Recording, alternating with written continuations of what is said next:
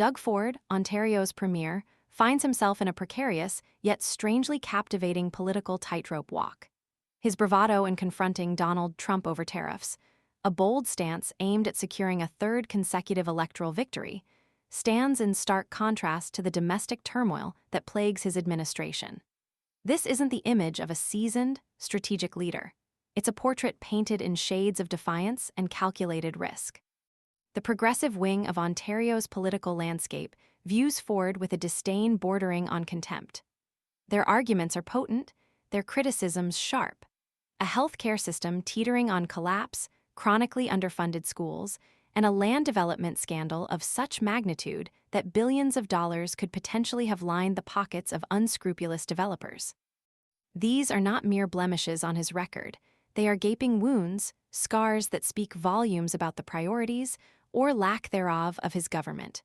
The public outcry is deafening, the calls for accountability unrelenting.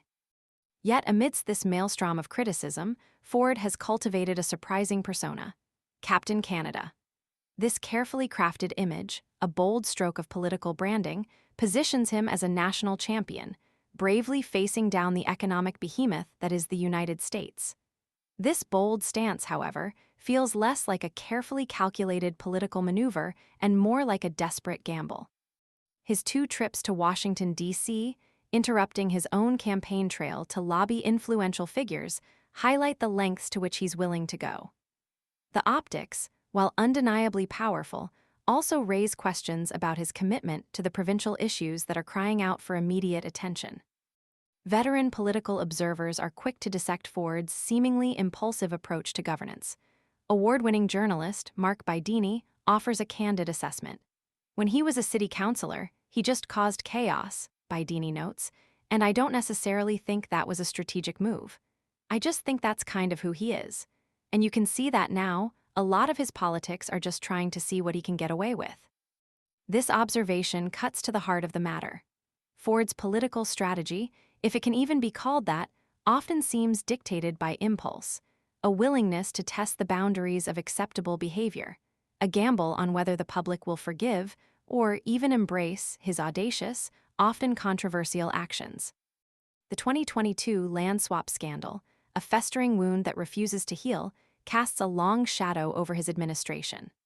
The multi-billion-dollar deal, shrouded in allegations of corruption and preferential treatment, has become a lightning rod for public anger, a constant reminder of the potential for abuse of power within his government. The ongoing investigation intensifies the scrutiny, the uncertainty hanging heavy over Ford's future and the fate of his party. Will his bold stance on the international stage, his carefully crafted image of national heroism, be enough to overshadow the domestic failures and accusations of corruption? The upcoming election will serve as the ultimate referendum on his leadership, a stark judgment on whether the gamble he's taken will pay off. The stakes are undeniably high, and the outcome remains uncertain. The narrative surrounding Doug Ford is far from over. It's a story still unfolding, one filled with twists, turns, and a considerable amount of unpredictability.